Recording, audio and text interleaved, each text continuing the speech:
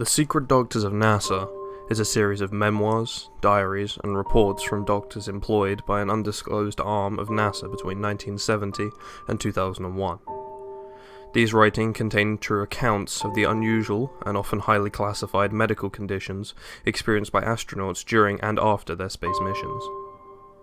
Following the defunding of the clandestine medical program after the September 11, 2001 terror attacks, the majority of these accounts were left, forgotten, on tape drives in a NASA storage facility.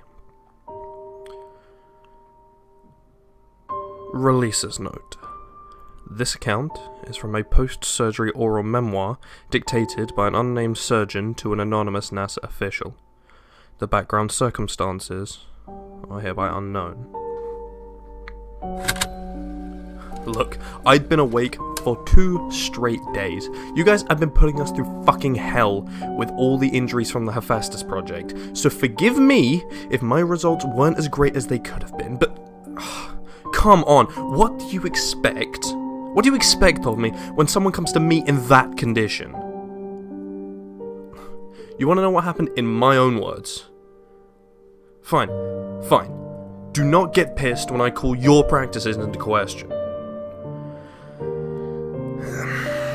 The patient was admitted with significant injuries to his legs, torso, arms, and head.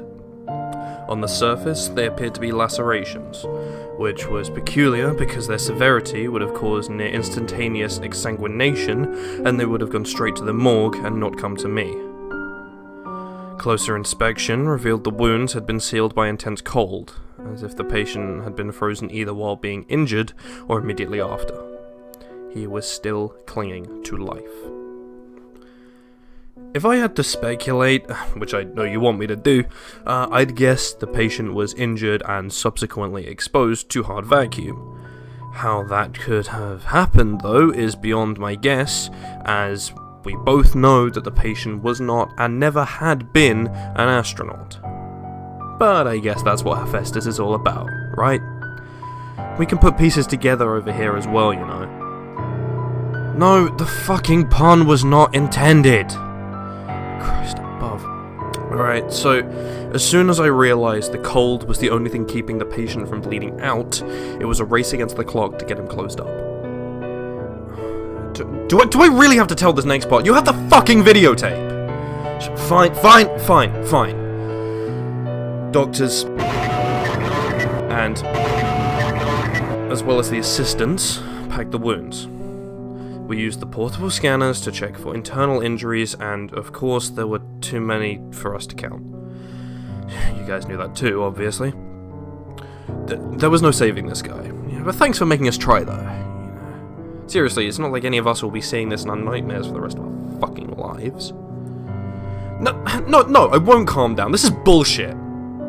Yeah, I know about my wife. Just let me vent.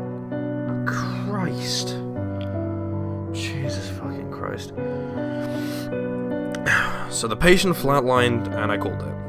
But then your boss said to keep working. Keep packing. Keep suturing. I felt like we were taxidermying the poor guy. You people are really fucking sick, you know that? Doctor was the first one to detect movement, presumably once the tissue had warmed up enough for what word should I use, boss? Gestate? Hatch? Alright, become. Whatever you want. I'll admit, as a surgeon, it was fascinating to see the filaments stretching across the wounds to close them up. Whatever you folks are planning to do with them might save a lot of lives in the future.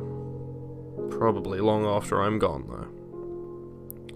What I don't understand, though, is why you brought the patient to us when you knew this was going to happen. Did you need a sterile environment? Did you need witnesses with medical training? There's no shortages of medical degrees around here, you know that. The patient himself was a doctor of biophysics. Here's what I'd love to know from you. What did the medical assistants do to deserve what happened to them? They were kids, for Christ's sake. Were they even 25? Yeah, I know what they signed when they started. Alright, once the filaments had closed, all but one of the wounds, they also sealed the orifices of the patient. The patient's skin appeared to take on the characteristics of the filaments as well, reinforcing it perhaps.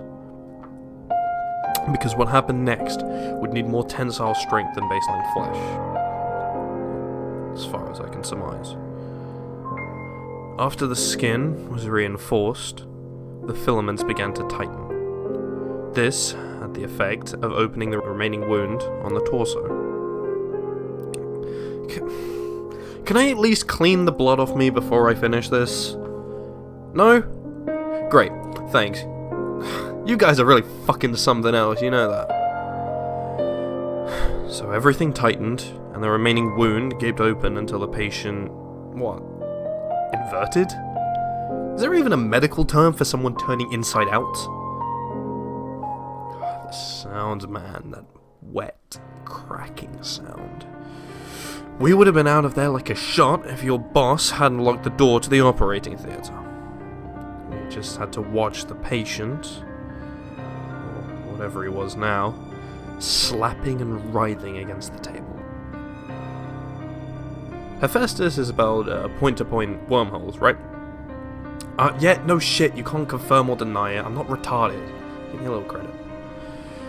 When your boss told me and doctors and to step back and have the assistants conduct a physical examination, I knew they were done for. I've worked here long enough. Never get attached is your motto, right?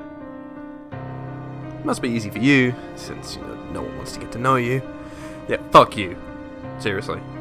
Those girls deserve better.